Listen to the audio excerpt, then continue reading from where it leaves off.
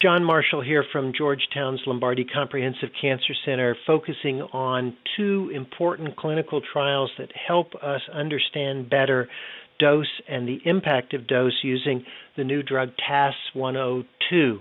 And as you may know, this is an oral chemotherapy, a fluoropyrimidine of types that is a combination of two molecules, which basically allows for more effective drug delivery and decreased metabolism.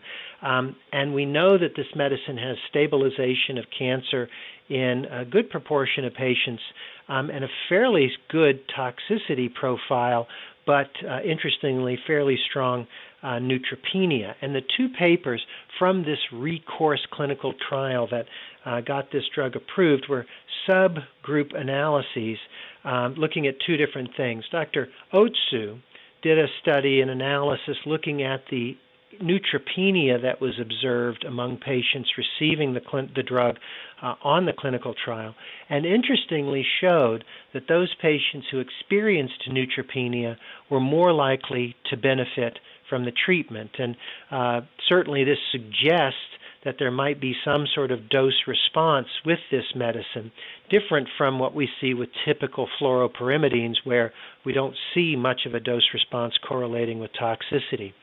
You take this and compare it to the paper that Bob Mayer put forward, again a subset analysis from the recourse clinical trial.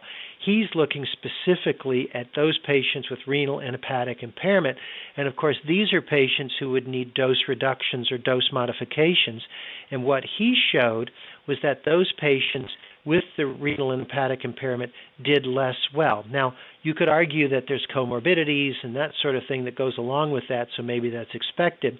But both of these things go together to suggest that maintaining dose may be important for the optimum outcome with the use of TAS-102 or Lonsurf based on these two subset analyses.